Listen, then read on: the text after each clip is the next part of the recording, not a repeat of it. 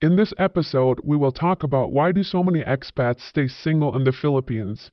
You may have noticed a trend that many foreigners that live in the Philippines tend to live by themselves or keep themselves, no longer want a wife or long-term partner, and that for me is a clear sign what is going on within the dating pool in the Philippines.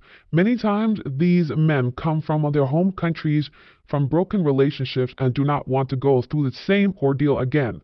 Also, oftentimes they get cheated on, or their Filipina partner does something or reveals her true colors, therefore they lose faith in finding the proper one. Imagine being a kid in a candy store, and why would you stick to only the lollipops? You want to sample every single piece, especially if it's all for free, since Filipina women are very easy. Sumato Leo on Reddit says, why do so many expats stay single in the Philippines? I've noticed a pattern among a lot of expats here. Many seem to stay single or struggle to find serious relationship even in a country known for being welcoming and having strong dating culture. You'd think it would be easier, but plenty of guys still end up alone or just casually dating. Is it because of unrealistic expectations, differences in culture, or maybe some just aren't looking in the right places? We'd love to hear from people who figured it out.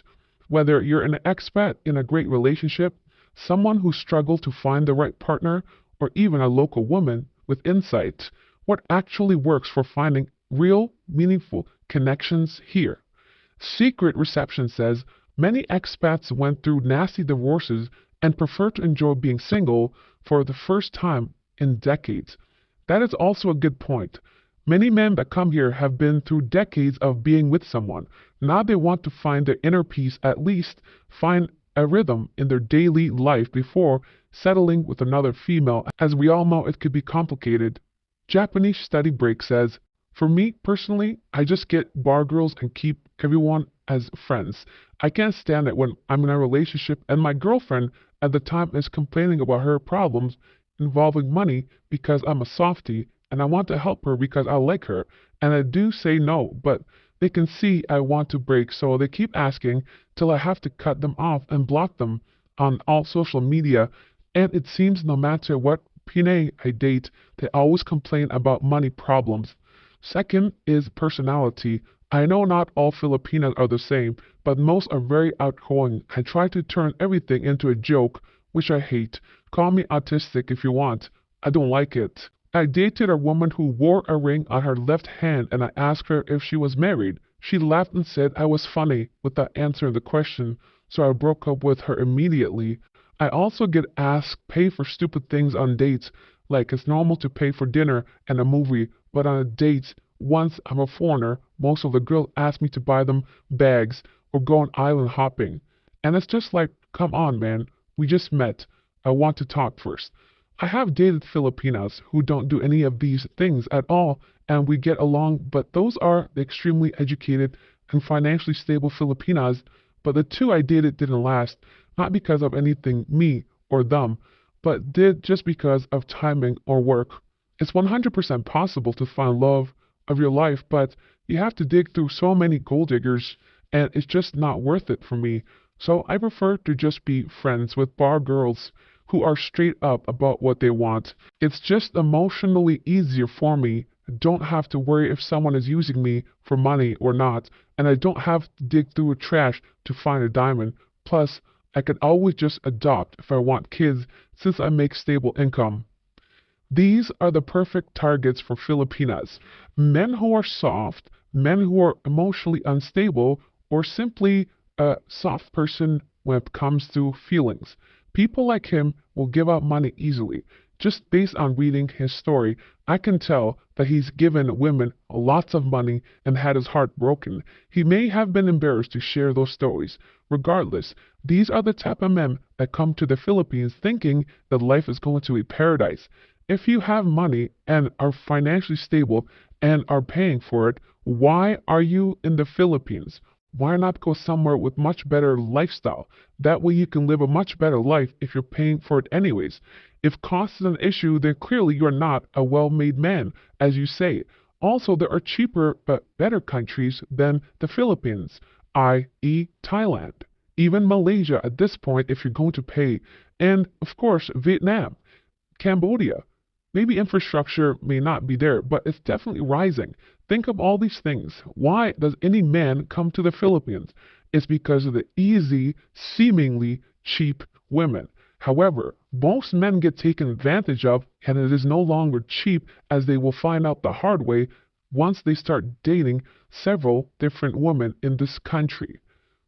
AMP2222 says, if that's what you want, then great. No strings, no drama. That said, it doesn't work once you hit the stage in life where you want a companion to grow old with. Finding someone you can really trust can be difficult in any scenario, more so if you're trying to find one among bar girls, but it's more worth it in the end, in my opinion. Mad G13 says, if a woman doesn't get angry for you giving them your money, then she ain't your woman. When a woman prioritizes you over their own situation, that's when you know you will have won the lottery when it comes to love. Wandering Nerd says, many of us were married, sometimes more than once, in our home countries and got taken to the cleaners financially. Being single and not wanting to sign a contract with a government agency to validate our relationship is pretty common. I personally recovered financially from my divorce, and now I enjoy a good life in a long-term relationship here without feeling pressure should she decide she wants children or wants to leave. I can think of a few reasons, says Tips Fedora Lady. 1. Being too picky. When you have so many options, you start being overly picky and rejecting potential partners for the slightest of things. This is a common phenomenon with women in Western countries, but it also happens with expat men in Southeast Asia. 2. Moving around too often. Not everyone stays in one part of the Philippines long enough to form proper connections with locals. 3. Some have financial problems. Not every expat is loaded with cash. Some are just scraping by. The ones who are scraping by struggle in the dating scene, since the expectation is that the expat will be rich and can afford to spoil the girl and can't meet these expectations. 4. Choosing to be single. Some expats had terrible dating experiences in the past and now just want to avoid the dating scene altogether, since dating can be stressful and lead to a broken heart. 5. Some are alcoholics and addicts. This is the saddest reason. Some broken men come to the Philippines and throw their lives away. They put zero effort into their health and just drink all day. This is only a small percentage of expats, but God help them. These were 5 excellent reasons why there are so many singles in the Philippines. Also consider this. Many men just lie. They may have relationships that they also want to cheat. Therefore, they want to tell you they are not in a relationship. You do not know people's real life or real relationship status. Oftentimes, men lie because they want to keep their options open, just like a woman does, especially in the Philippines when women are everywhere and they are easy to get. But we forget very quickly why they are easy. Filipino women are easy because of their financial situation, and that is what we have to remember so we are not blindsided once they start asking for money. Nose Blunt Slide says, took me around a year to find a smart girl who wasn't interested in money, didn't spend most of her free time on TikTok and eating junk food or boozing with fake friends. She actually reads books, has abs, knows programming, free dives. The other 40 to 50 women I dated before her were also decent, but found them most lacking any meaningful intellectual stimulation. Seems one person found someone great for them. Any blacksmith says, just because it's easy to find someone to be with, it doesn't mean it is easy to find someone you actually want to be with. It's a different culture, and there are a lot of cultural misunderstandings and mismatches. As an expat, a large proportion of the girls you meet will be enamored with the fact that you are foreign and not really see past that.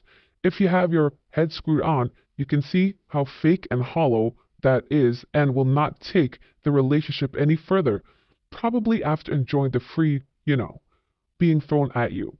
Most expats aren't planning to stay here long and aren't willing to marry a girl to take back to their home country.